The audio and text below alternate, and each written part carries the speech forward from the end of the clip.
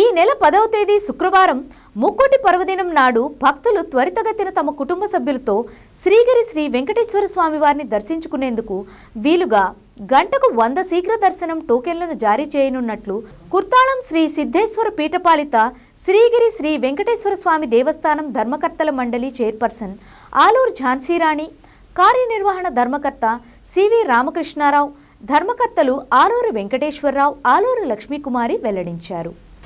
శ్రీగిరి దేవస్థానం కార్యాలయంలో ఏర్పాటు చేసిన మీడియా సమావేశంలో వారు వివరాలను వెల్లడించారు. ముక్కోటి పర్వదినం నాడు శ్రీగిరి శ్రీ వెంకటేశ్వర స్వామి వారి దర్శనానికి విచ్చేసిన భక్తులకు ఎటువంటి ఇబ్బంది కలగకుండా విస్తృత ఏర్పాట్లు చేస్తున్నట్లు పేర్కొన్నారు. శీఘ్ర దర్శనం టోకెన్లు కావలసిన భక్తులు శ్రీగిరి దేవస్థాన కార్యాలయంలో సంప్రదించాల్సిందిగా కోరారు.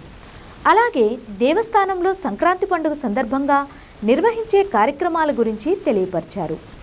శ్రీగిరి శ్రీ వెంకటేశ్వర స్వామి ఆలయ వ్యవస్థాపక ధర్మకర్త దివంగత ఆలూరు వెంకటరమణారావు కాంస్య విగ్రహ ప్రతిష్టాపన కార్యక్రమాన్ని ఈ నెల 25వ తేదీ శనివారం ఉదయం 10 గంటలకు శ్రీగిరిలో నిర్వహిస్తున్నట్లు ధర్మకర్తల మండలి చైర్పర్సన్ ఆలూరు ఝాన్సీరాణి వెల్లడించారు.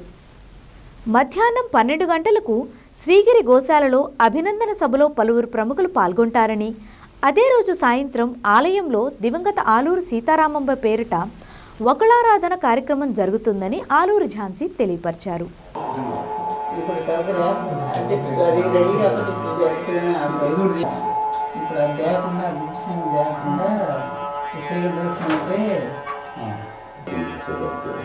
చాలాసేపు సరైన రూపురేఖలు రాలేదానికి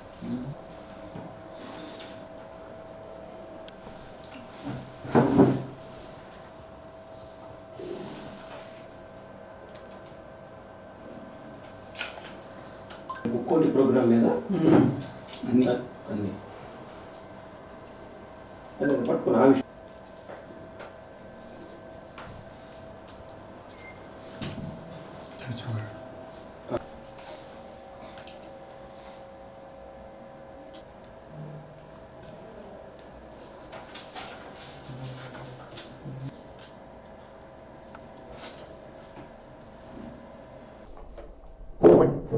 ఓం నమో వెంకటేశాయ.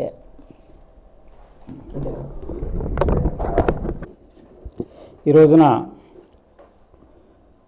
శ్రీగిరి శ్రీ వెంకటేశ్వర స్వామి వారి దేవస్థానంలో ఈ ధనుర్మాసంలో చాలా ముఖ్యమైనటువంటి కార్యక్రమాలు ఉన్నాయి. వాటిని 50 మంది భక్తుల దృష్టికి తీసుకురావడం కోసం ఈ రోజున ఈ ప్రకటనని చేస్తూ ఉన్నాం. ప్రస్తుతం ధనుర్మాసం ప్రారంభించిన తర్వాత ప్రతినిత్యం కూడా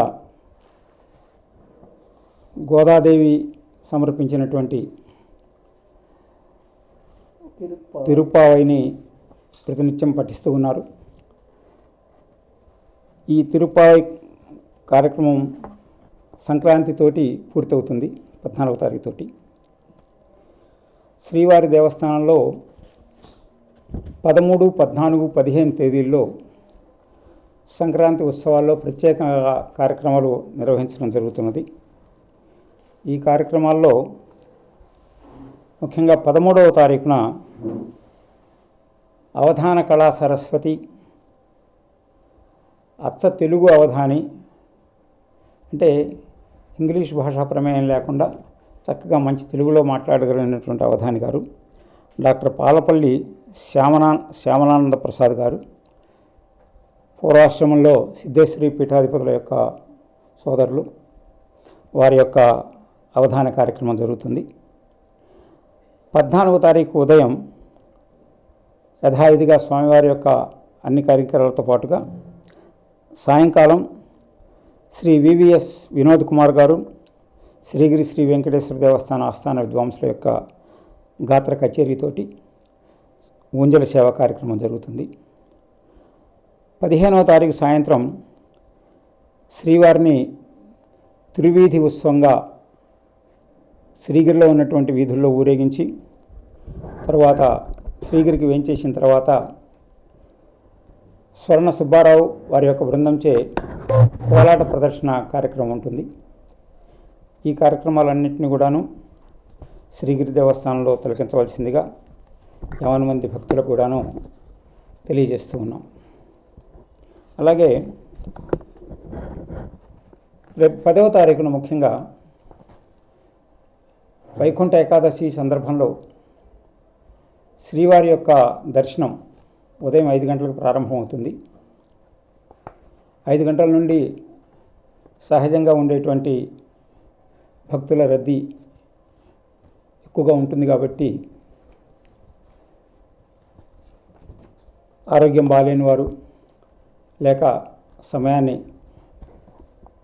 వెచ్చించలేని వారు లేక కొన్ని ప్రత్యేక పరిస్థితుల్లో ప్రత్యేకమైన దర్శనం కోరినటువంటి వారికి శీఘ్ర దర్శనం అనేటువంటి ఏర్పాటుని చేయాలని ప్రతిపాదించాం. శీఘ్ర దర్శనానికి ముందుగానే శ్రీగిరి దేవస్థానంలో మీకు తగినటువంటి పాస్ ఇవ్వడం జరుగుతుంది. వాటి పూర్వపురాలన్నింటినీ కూడాను శ్రీగిరి దేవస్థానంలో విచారించి తెలుసుకొనవచ్చు. ఈ శీఘ్ర దర్శనం ఉన్నటువంటి వారికి ఇచ్చినటువంటి టైం స్లాట్లో వచ్చినట్లయితే దర్శనం వెంటనే చేయటానికి అవకాశం ఉంటుంది. అంటే టైం స్లాట్ తీసుకున్న తర్వాత మళ్ళీ తర్వాత ఆలస్యం ఏందండి అన్నప్పుడు క్యూలో ఉన్న భక్తుల్ని పక్కకు పెట్టి ప్రత్యేకంగా దర్శనానికి పంపించాలనేటువంటిది భక్తులు హర్షించరు. కాబట్టి ఎవరు ఉన్నటువంటి తీసుకున్నటువంటి టైం స్లాట్లో వారే దర్శనానికి వచ్చినట్లయితే ఒక పాస్ ఒక కుటుంబానికి మొత్తానికి ఇస్తాము. దానికి సంబంధించినటువంటి వివరాలని శ్రీగిరి శ్రీ వెంకటేశ్వర దేవస్థానం మా కార్యాలయంలో వివరంగా తెలుసుకోవచ్చు. దీనికి ఆంక్షలు ఏమీ లేవు, వీళ్ళకి ఇవ్వాలి వాళ్ళకి ఇవ్వకూడదని ఆంక్షలు ఏమీ లేవు. వాళ్ళ యొక్క ప్రత్యేక పరిస్థితుల్లో అడిగినటువంటి వారికి ఇవ్వాలనేటువంటిది ప్రతిపాదన. కాబట్టి ఈ కార్యక్రమాన్ని కూడాను ఈ వెసులుబాటుని భక్తులందరూ సద్వినియోగం చేసుకోవాల్సిందిగా కోరుతూ ఉన్నాం. దీని తర్వాత ఇంకొక చాలా ముఖ్యమైనటువంటి అంశము శ్రీగిరి శ్రీ వెంకటేశ్వర దేవస్థానం వ్యవస్థాపక ధర్మకర్త శ్రీ ఆలూరు వెంకటరమణారావు గారు పరమపదించినటువంటి విషయం మనందరికీ తెలుసు. వారి యొక్క కాంస్య విగ్రహ ఆవిష్కరణ జరగటానికి తగినటువంటి ప్రణాళికలు తయారు చేసి 25/1/2025 అంటే ఆ రోజు శనివారం అవుతుంది. ఆ రోజున ఉదయం 10 గంటలకు ఈ కాంస్య విగ్రహ ఆవిష్కరణ చేయడానికి నిర్ణయించాము. శ్రీ రమణారావు గారి యొక్క ప్రోద్బలంతో వారికి శ్రీవారి ఇచ్చినటువంటి ప్రత్యక్ష ఆదేశానుసారంతో శ్రీగిరి దేవస్థానం నిర్మించబడింది. కాబట్టి తదుపరి ధర్మకర్తలైన మేమంతా కూడా వారి యొక్క స్మృత్యర్థం వారిని కూడాను భక్తులు కలకాలం దేవస్థాన ప్రాంగణంలో గుర్తుంచుకునేలాగా ఒక చక్కని కాంస్య విగ్రహాన్ని తయారు చేయించడం జరిగింది. దానిని ఆవిష్కరించడానికి 25/1/25న ఉదయం 10 గంటలకు దాన్ని ఏర్పాటు చేశాం. ఈ కార్యక్రమంలో ముఖ్యమైనటువంటి శ్రీగిరి దేవస్థానంతో మంచి అనుబంధం ఉన్నటువంటి పెద్దలు కూడా వస్తారు. కాబట్టి భక్తులందరూ కూడాను ఆ కార్యక్రమంలో పాల్గొని శ్రీవారి కృపకు పాత్రలు కావాల్సిందిగా తెలియజేస్తూ ఉన్నాము. విగ్రహావిష్కరణ వెంటనే 12 గంటల ప్రాంతంలో అభినందన సభ కార్యక్రమం ఉంటుంది. దానికి రిటైర్డ్ జడ్జి ఒంగోలు వాస్తవ్యులు శ్రీ రమణారావు గారి యొక్క తోటి విద్యార్థి ఇప్పుడు రిటైర్ అయి ఉన్నటువంటి శ్రీ కేజీ శంకర్ గారు ఆ కార్యక్రమంలో పాల్గొంటారు.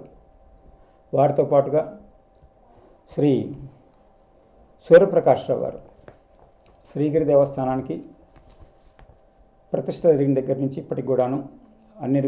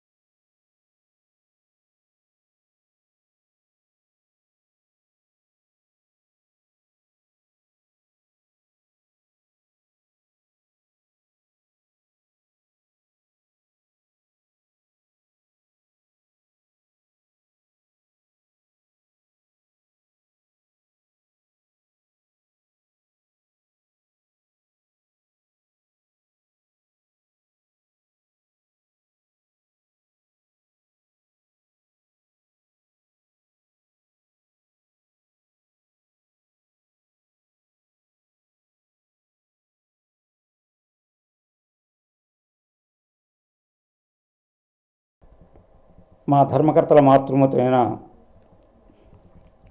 సీతారామ గారిని స్మరించుకోవటం ఈ రెండు ఉభయతారకంగా ఉంటుందని చెప్పేసి ఈ కార్యక్రమాలు నిర్వహిస్తూ ఉన్నాం. కాబట్టి భక్తులందరూ పై కార్యక్రమాల్లో విశేషంగా పాల్గొని శ్రీవారి కృపకు పాత్రలు కావాల్సిందిగా కోరుతూ ఉన్నాం. వీటి వివరాలన్నీ ఎప్పటికప్పుడు దేవస్థానంలో ఉన్నటువంటి నోటీస్ బోర్డులో ముందుగానే తెలియజేస్తూ ఉంటాం. చెప్పాను. తర్వాత ఆ రోజు సాయంకాలం ఉపలారాధన సందర్భంలో సాయంకాలం శ్రీ సాయి కృష్ణ యాచేంద్ర వెంకటగిరి రాజాగారి వారసులు వారు సంగీత గేయధార అనేటువంటి కార్యక్రమాన్ని నిర్వహిస్తారు. ఇది కూడా ఒక రకంగా అవధానం లాంటిదే. వారు మంచి సంగీత విద్వాంసులు. వారికి ఉన్నటువంటి పృచ్ఛకులు అప్పటికప్పుడు ఇచ్చినటువంటి విషయం మీద ఒక గేయాన్ని తనకు తనే అప్పటికప్పుడే మనసులో రచించుకొని దానికి బాణీ కూర్చి అది పాటగా అందరి ముందు ప్రదర్శించడం అనేటువంటిది సంగీత గేయధార యొక్క ప్రత్యేకత.